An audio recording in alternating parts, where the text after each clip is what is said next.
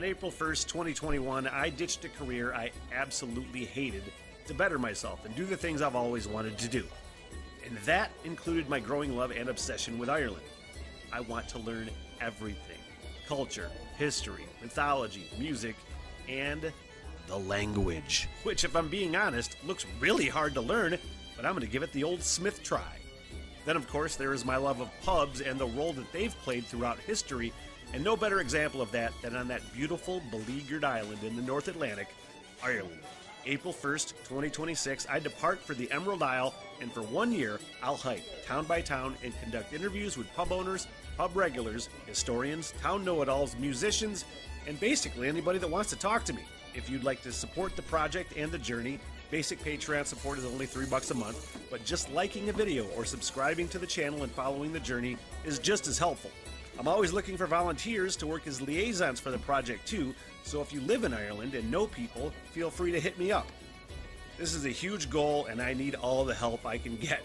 The Smitty Learns Irish podcast begins April 26th and will be my life's work.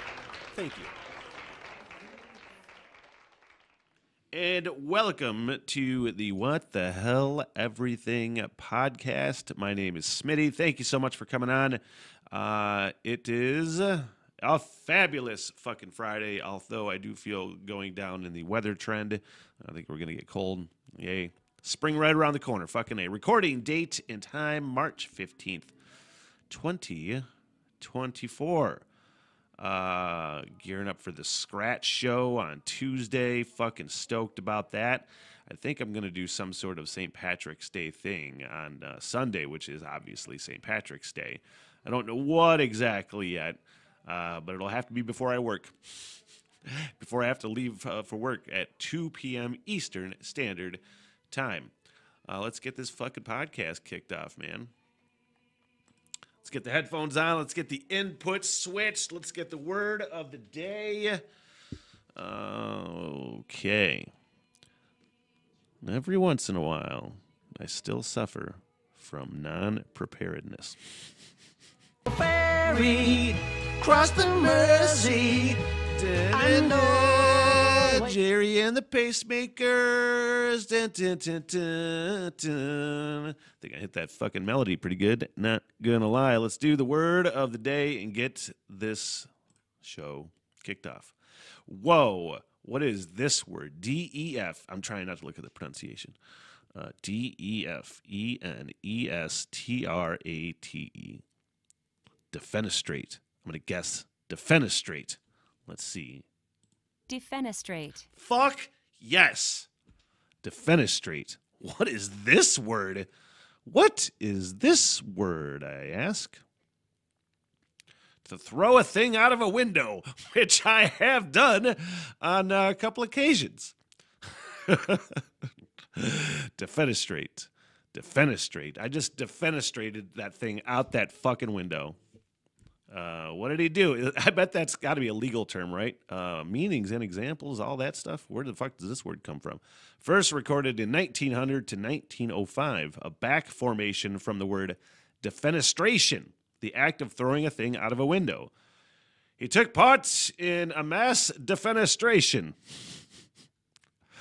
From the Latin word fenestra, meaning window. Huh.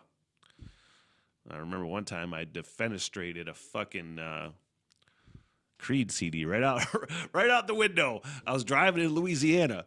I was in the Army, Fort Polk, Louisiana, and driving down the road in my buddy's car that he always let me borrow, and I never really understood. He was such a nice guy, and I didn't have a car, and I'm like, dude, I was trying to get to this fucking town or whatever, and he's like, just take my car, and I was like, fuck, what?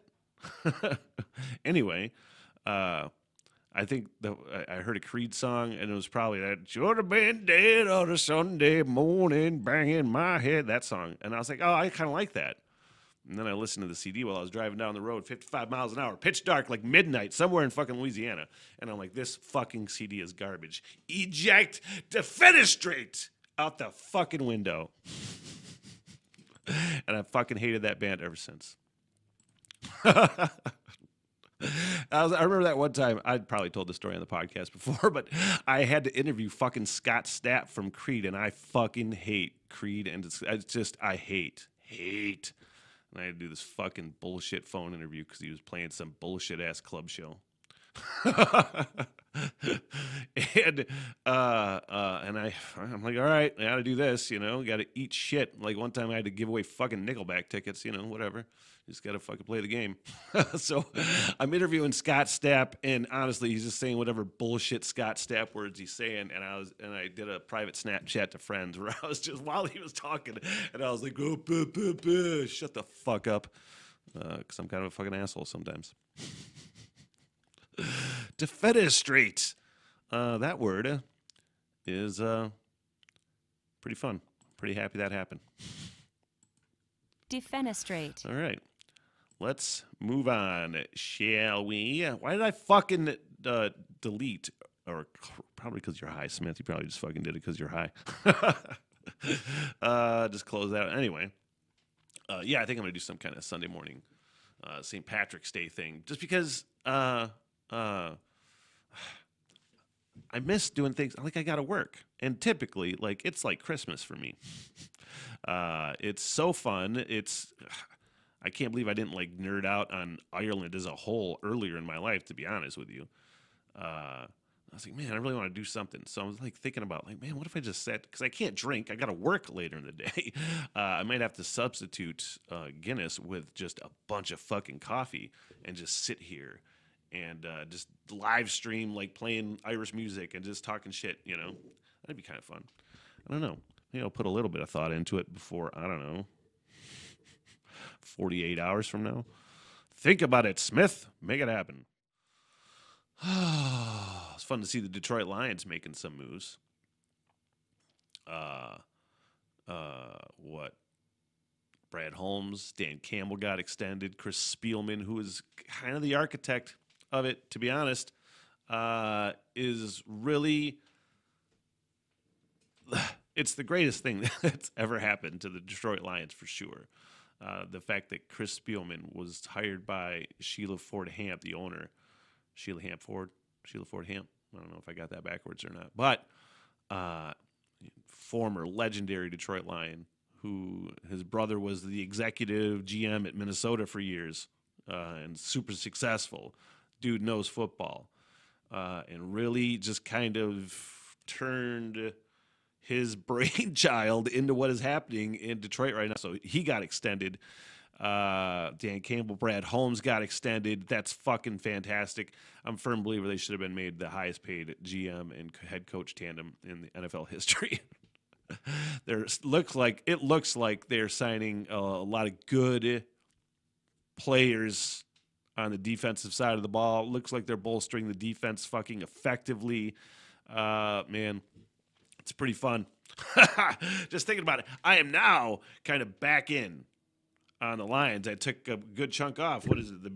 And when the fuck did the Lions lose in the NFC Championship game? The end of January? Beginning of February? So it's been a solid month and a half since I have really just kind of withdrawn from any Detroit Lions or football things, and kind of dipping my fucking tippy toes back into the Honolulu blue and silver water as we get closer to the draft. Signing free agents. All right. I had pop up on memories today. And I don't even know if I've ever told this story. I think I probably have told this story on an early podcast, but I mean, analytics tell me you probably haven't watched it. But I was working my full-time job before this was at Fresh Coast Beer Works in Traverse City, Michigan, a very cool spot, a historic spot in Traverse City, downtown Traverse City. Park Place is right here. It's all, it is the center of the town, really. And that was one of my fucking favorite things. And it was another memory that popped up where I would sit in the corner window. When I was working by myself, I would close at the pub. And the fucking best thing about it is when you're done, everything's mopped, everything's put away, everything's counted, you put it away, and you have your shifty. And you just sit there in the fucking dark of this pub, just looking at like, just nothing. It's totally quiet. It's totally dark. Not a lot's going on outside. A couple people walking around every once in a while. It looks cool. It's just a cool fucking vibe. So that was a thing a lot where you would work a lot or work by yourself and close by yourself. And that's exactly what that memory was that popped up today. That was so funny. I was closing, and I'm trying to remember exactly. This chick came in, this young woman. I don't know. I'm sure some people probably think it's disrespectful when I say chicks. Some young woman walked in probably an hour or so before we closed. And just started shooting the shit, was super social, and I kind of always play it by ear when I'm bartending, especially a woman that's by herself, There's a lot of bartenders that don't have that fucking filter of knowing when a fucking chick does not want to talk to you. There's a lot of bartenders that don't have that filter. But in this case, she was super social, and the pub had a bunch of board games and shit. And she's like, oh, do you want to play fucking game? Do you want to play Jenga? And we just literally sat and played Jenga and just shot the shit and had the best conversation. And this girl was so hot, and I was madly attracted to her. But I am not also not the type of person that I'm going to hit on fucking chicks that come into the bar. It's a bad move. It is fucking bad optics. It's fucking shitty morals, and you just don't do it. So there was that. I was not trying to like hit on this chick at all, but she was really nice, and but you still get that kind of like feeling, you feel like an old man, at least sometimes, You're single, but you're not dating. But it's nice to talk to an attractive member of the opposite sex. It makes you feel good, to have that good conversation. And I was feeling good about myself, and I fucking went home. And I got, I was in a good mood, and I went to the bathroom and looked in the mirror and had a giant fucking booger, like, hanging out, like, right here, just resting on my fucking, on my mustache. And my immediate thought was that had been there the whole time. In hindsight, it probably wasn't right, because this chick was cool enough that she would have probably told me. Hopefully. You never know. Because my ex-girlfriend, Deborah, bless her heart, when I came down with Bell's palsy, the day I came down with it, we had breakfast together. And it was one of the first times we had ever really hung out after we started dating. And we had breakfast together that day. Later that day, I'm sitting in the living room with my brother. And I realized, I was like, I couldn't purse my lips. I was like, what the fuck? And I was just like, and I came to find out I had Bell's palsy. So I texted her and told her that. And she's like, oh yeah, I saw that you were not slurring, but you had trouble blinking. Your eye had trouble blinking at breakfast. And I'm like, well, why didn't you fucking say something? She didn't know me. My ex-girlfriend was super cool too. But so maybe that's why.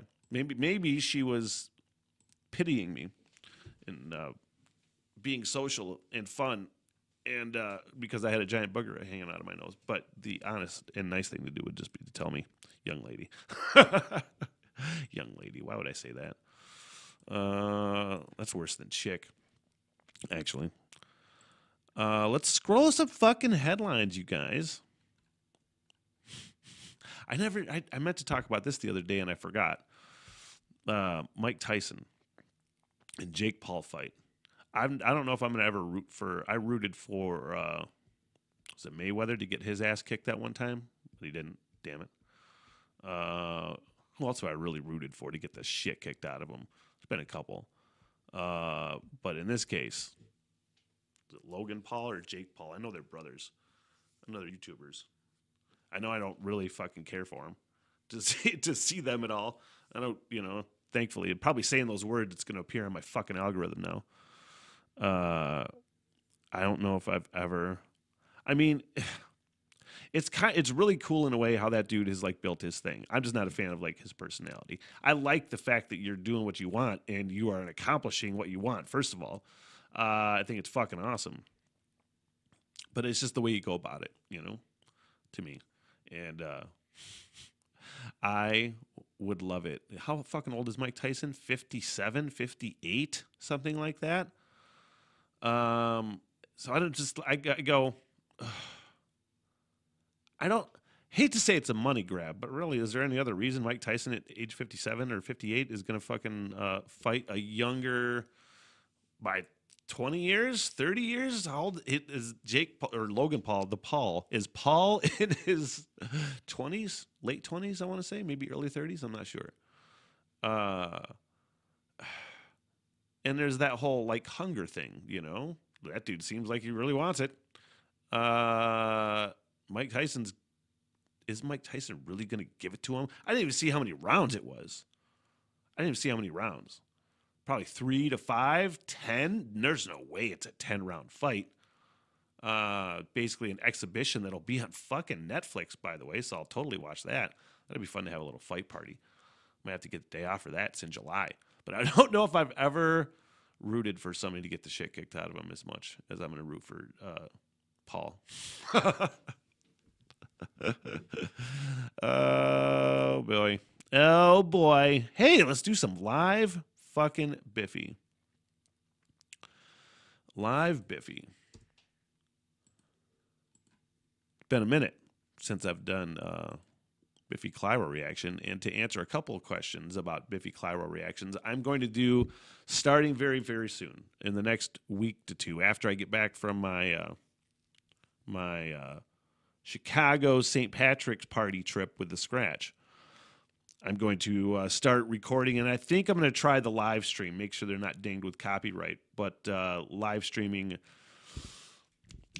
Simon Neil, I think he went Facebook Live during the pandemic with acoustic solo things.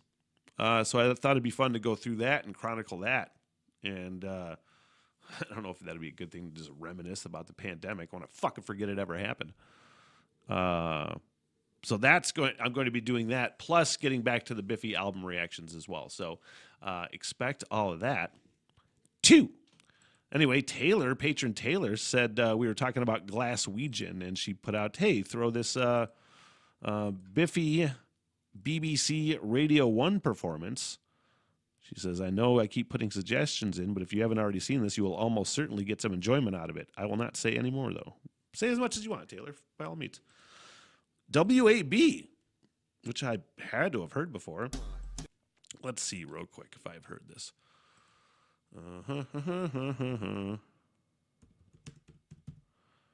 Oh, I have seen this before. Sorry, Taylor. That's somewhere in probably an old reaction marathon that I've done on Patreon. I don't even know where I would find it. I don't know if I ever released it.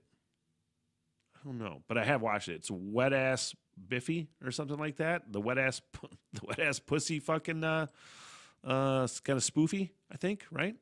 Pretty sure. Hey, holy fucking shit. Yaz is on the live stream. It's pretty fucking awesome. Good to hear from you, Yaz. Yaz is one of my oldest patrons, so I can't thank him enough, man. He's been on board since I started the Patreon, and really been on board since I basically since I started in fucking radio in when did I start? I went to radio school 2006. I started 2007. I had the radio show with Ryan, The Afternoon Hangover, from 2008 to 2010. And I bet you all of 2008, or starting that fucking show, Brian Yaz is on the fucking live stream. Good to see you, man. It's been a minute. Hope you are well, sir. Anyway, Yaz says, yo, got an AirPod and listening at work. Fuck yeah. Whee! That's good to see. Good to see. Good to have you on, man. No, honestly, I would drive to Petoskey when he was working at the Verizon store, I think. And I was like, I go to fucking, I want it. He was like, why are you driving to Petoskey from Traverse City to get your goddamn cell phone. Because, man, you're right. I know if I know somebody that has a business or I know somebody that is selling a service that I want provided, I go to that person. And I would just drive to Petoskey and make a day of it and go get my new phone from fucking Yaz. Good to see you. Yeah, Yaz has a beautiful family, by the way, now. And it's been nice to see his family grow. It's been pretty fun. Became Facebook friends with him a while ago, too. Long time ago. What? Why am I recapping my friendship with Yaz? What is next on this motherfucking live stream? Drinking pomegranate juice with water mixed. Do like a 50-50 mix. Yeah. Sound like yeah. What's that fucking song from the Grosse Point Blank soundtrack? You know what I'm talking about? Hey, let's do some fucking headline scrolls, because why not? New York City budget director blames cafeteria menu cuts on too many kids eating.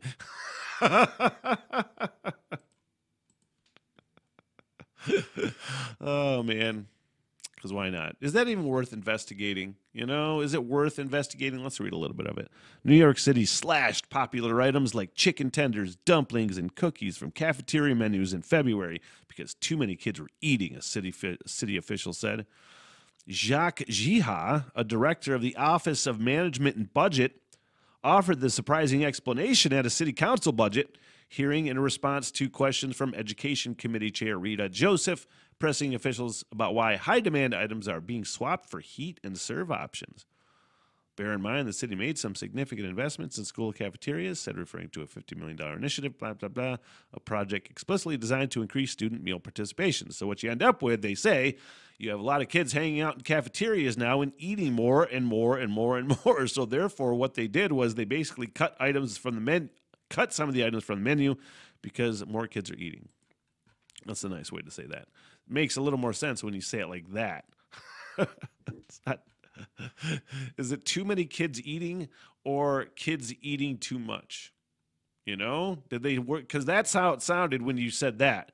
But again, who are they, you know, to determine how much kids are eating? Responsible adults, you know, isn't that supposed to be what that fucking is? That's who's responsible.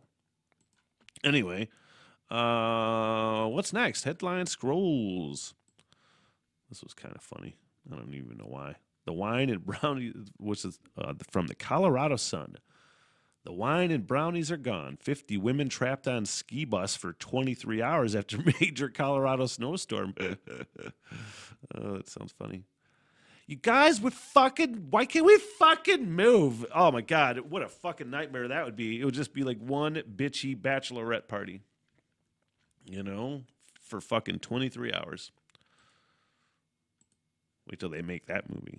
Fucking Sandra Bullock and Nicole Kidman just fucking ready to kill each other in the middle of a fucking bitchy ass wine tour bus. Oh my God, what a nightmare that'd be. Hey, let's fucking scroll some headlines. I think I got this on a talk practice. Dead Ohio man's roommates drove body to withdraw money from his bank account. Oh, boy. Some real Weekend at Bernie's type shit. What's this one? Scrolling headlines. I think I already fucking saw this story. I just didn't delete it from the last time. Anyway, that is going to do it for the show. Oh, no, wait. One more thing I wanted to do. Definitely wanted to get to this today, and it is the trailer for the new Crow, the remake of The Crow, which I love that movie, man. I love the original Crow with Brandon Lee. I saw it in the theater. I was trying to remember who I actually saw it with the other day. I couldn't remember if it was my brothers or my friend Ed Bowers. I'm not sure. Maybe I saw it twice. Maybe. I'm not sure. In the theaters. But it was just a fantastic movie. And you go into the movie knowing that Brandon Lee died in it, right? So it made it that weird fucking nostalgia thing where I saw it when I was right in my bag musically, the soundtrack on it, everything. I love it. And I like Bill Skarsgård. But I was just like, why the fuck you gotta remake everything? I understand you want to put a twist on a fucking a modern twist on a classic story. I get that. And it could look cool. But I don't know. We'll see. Let's look at the trailer, shall we?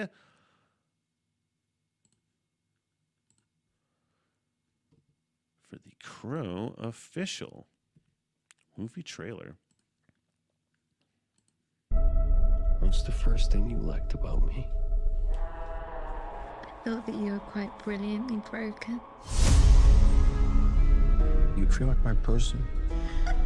You feel like my person.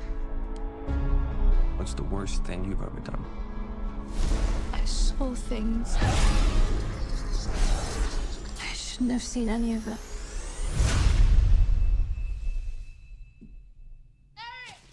Julie! Julie! Please don't do that!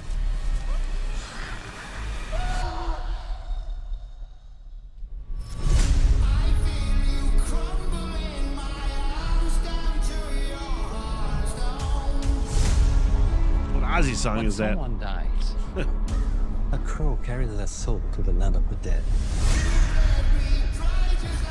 And sometimes something so bad happens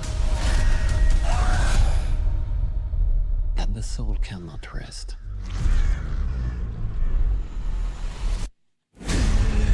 Until you put the wrong things right.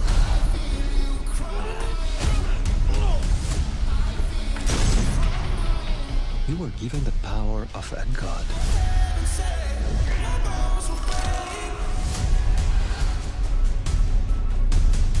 But you're running out of time to save her.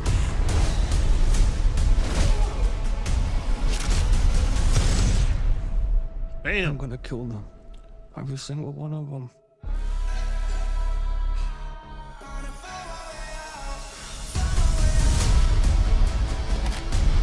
I killed you. Yeah, you did. We have a problem. He came for us.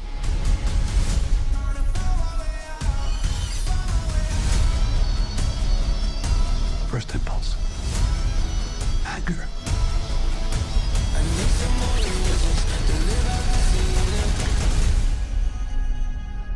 It's not anger. It's love.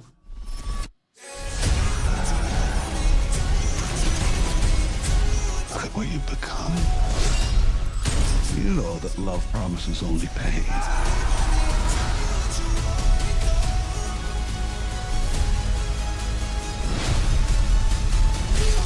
You have no idea what hell awaits you. No, I do.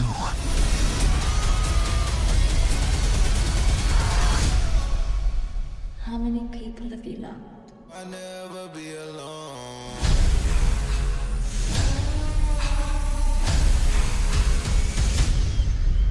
I mean, that looks interesting. I think it really does look interesting. It looks like something I might want to check out, and I might, and probably will. But as far as like the trailer goes, I'm like, why the fuck do you have to show every fucking like thing that happens in the trailer? You know, I'm sure they're gonna have more kill scenes than what they had in the fucking trailer, but leave some to the imagination, man. In the trailer, some sort of anticipation. You know, that's what the whole thing is supposed to create, and it does, I guess. But it would work way more effectively, I feel like, if you didn't show everything. Hey guys, it's gonna be brutal. Look, ugh. That's kind of what they did. Just so you know, it's gonna be pretty fucking brutal, guys. That's the kind of vibe of that. Anyway, that movie looks like something I'll check out. And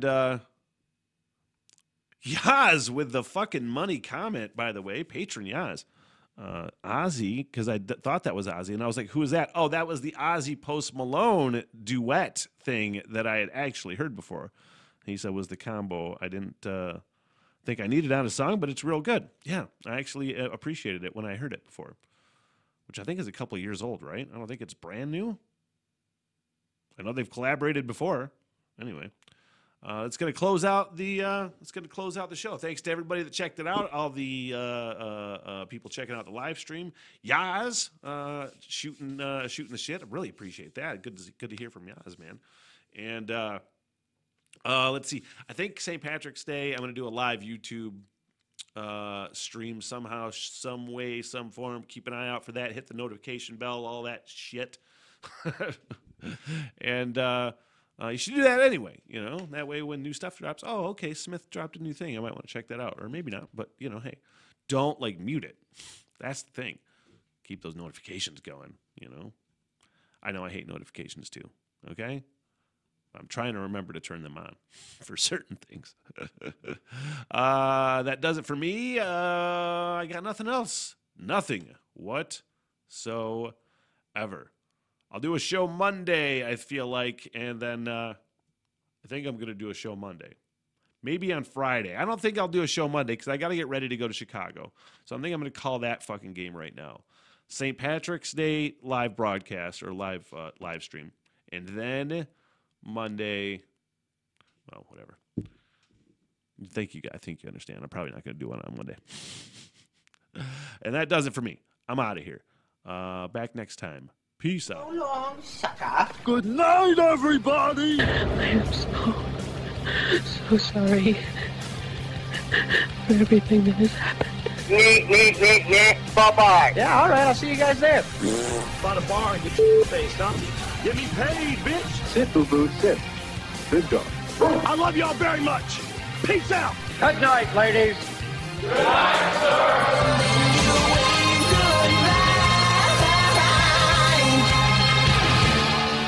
What the hell? Everything!